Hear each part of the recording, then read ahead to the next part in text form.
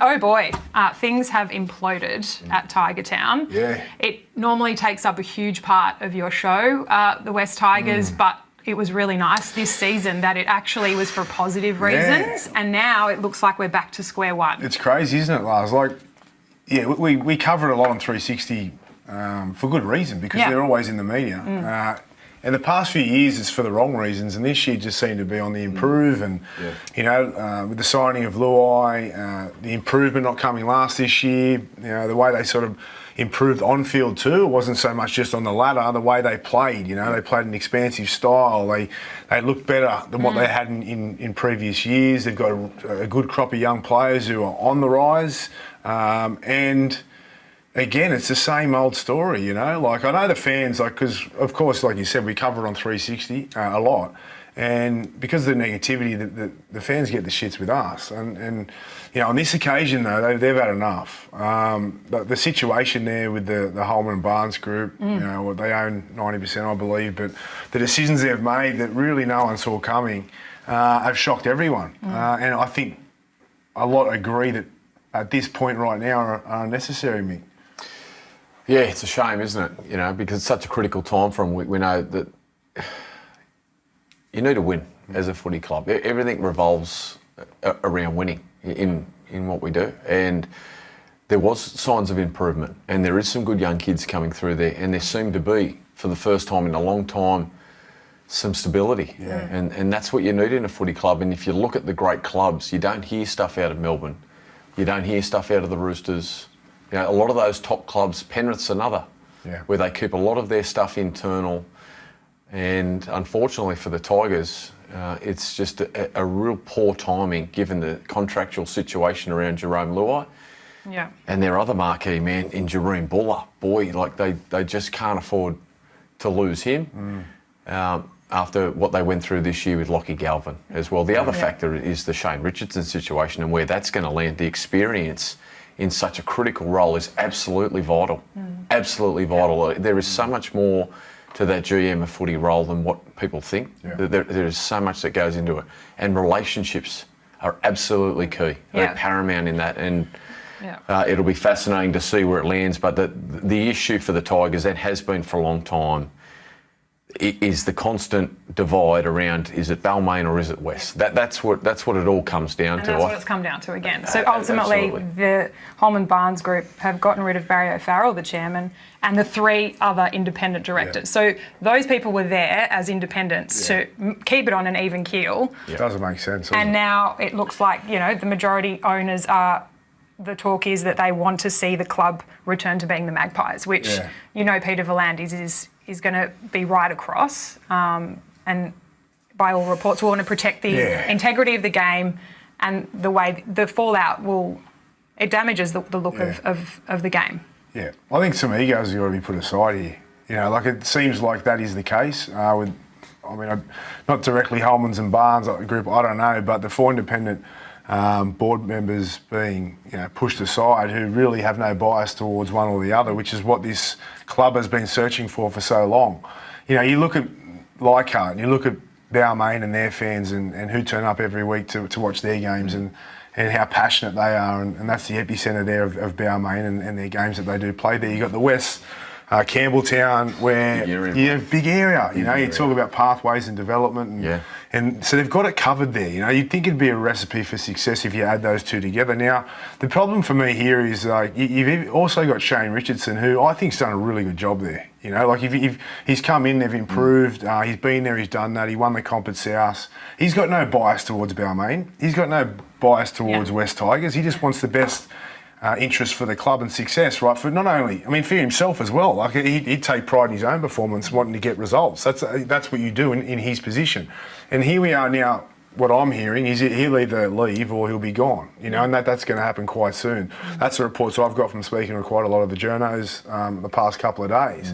So where do they go to from there? Like, who do they appoint that's better than him, that has got more experience than him, that has, you know, has more to offer than Shane Richardson in our game, or can improve on last year when they were on the up? The critical part of it too, Braith, is that there seems to be there's a big financial block that's coming from the western suburbs side of things. But it's at some point, I think the NRL need to intervene, and you don't have to have people that have previously been involved with Balmain and West on your board to move forward and to make decisions. There are so many great operators in this state. Which is what they tried to do by putting the independent. But you can still celebrate your legacy, and you can still celebrate your past without having to have them in powers of position on your board. There are great ways that clubs celebrate their past and involve their club greats and involve past people, that board members, CEOs, keep them involved. But they need a fresh start. And you're right, Richo doesn't seem to be aligned to West or Balmain. That was probably why he seemed to be the right fit for that job. There's something going on for some reason that he's no longer going to be in that position. But you're right, that is a critical position that they need to make sure that they've got someone that they think can do a better job than Richo. I'm not sure who that is. And if they employ someone within their own group or, acquaintances, whoever it may be, then how's this going to get better? If they're majority West and they employ someone within their own, then how's it going to get better? What changes and what benefit does that bring Balmain and the amalgamation and the partnership? And well, it certainly it doesn't seem like that's what they want. They want to go to the NRL and say we want to separate. It won't happen. So again, you've got to put ego aside. Like, who do you think you are? You're not bigger than the game. You're not bigger than the club. Yeah. Like, I know you're a majority shareholder, but you knew this a long time ago. It's like it's been that way for quite a while now. And you just got to look at boards. I mean, the two clubs I played for before West Tigers, of course, the Sydney Roosters and the Bulldogs, right? And look at the Roosters board. Like, it's jam packed with vault. There's nothing that comes. It is a vault. Yeah. That's important that you said that, Nick. It is a vault. But a joint venture is entirely different. It is different. The Dragons have worked very hard. There's been moments where the joint venture has had its troubles. They've worked really hard. It feels like they've pushed forward. But the Tigers, every time it does, it goes backwards, one step forward, 5 steps back. I think stability-wise, you mentioned. It's key. Stability is key, and so is consistency. Definitely. And if you're like Jerome Luai or anyone, even fans or players. But that's the question for players. It's neither of either of them. Players don't want to front up every single day and have to talk about off-field distractions and issues or infighting. That's not like. But is that really? Is that going to derail them again this year in terms of? It's a distraction, Lara. They don't know. Gives them an excuse. It's a distraction, and it gives them excuse. No, that sounds bad, but I'm not saying the players will use it as an excuse or the club, but it actually gives an out. You don't want to give anyone an out. You are the businessmen. You're the leaders. Yeah. Like, you got to set the example, and you're actually setting the wrong example and have done for way too long. I get so confused as to how these guys who have been successful in their own right know how to breed success, how to live success, how to be successful at their level, can think that this is going to be good for the players and for the club. I go back a couple of seasons ago when the Harold Matthews, the Western Suburbs Magpies, won the competition, and it had Lockie Galvin, Talon De Silva, all these guys coming through, and they hung their hats on that. They hung their hats on that nursery that they've got, Braith, that we spoke about, out in that Western Sydney region, but also in that Balmain region.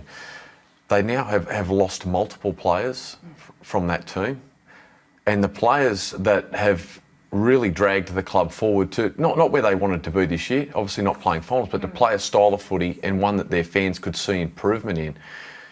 There's now talk of Jerome Buller leaving.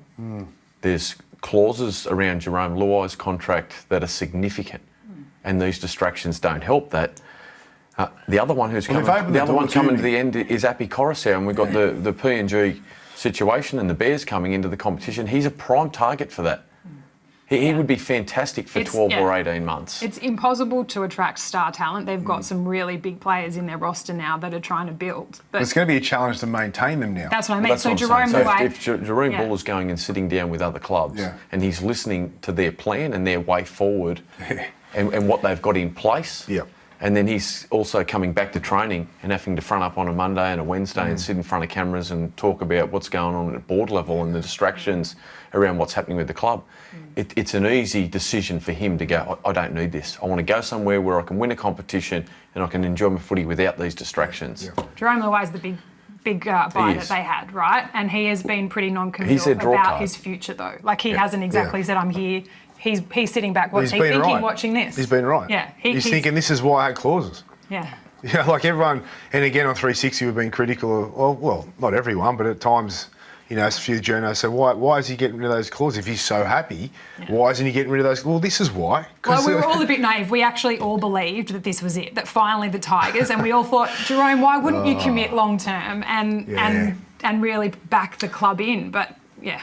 I don't know what to say. Yeah, clearly. So apparently there's a march coming in 10 or 11 days out in Western Sydney. You've obviously seen that at South Sydney and how passionate supporters can be. Now, so that means that this is now then going to drag on for another 10 or 11 days through the media. We understand that you're saying there's going to be a situation with Richo and a decision made on him. Then you're going to see fans. What are they marching for, do you know? Well, I think they're what you're saying. Like forever and a day, the fans are West, frustrated. who's marching though? All fans? Yeah, I think it's all their fans. I think they're trying to get them all there to say that they've had enough and they want to see a direction forward without this implosion or this infighting that's going on. I reckon, front and centre. Benny, yeah. So if you're PVL right now, Yeah. you're looking at it. He gets all of his information about what's going on. If it is that they're looking to break away and I'm almost taken over. Yeah. I'm going in and going, this is what's going on. And you've shown over the past however long now that you can't get this right. And this is what we're doing as Taking the a licence off game. you. For the betterment of the game and its fans.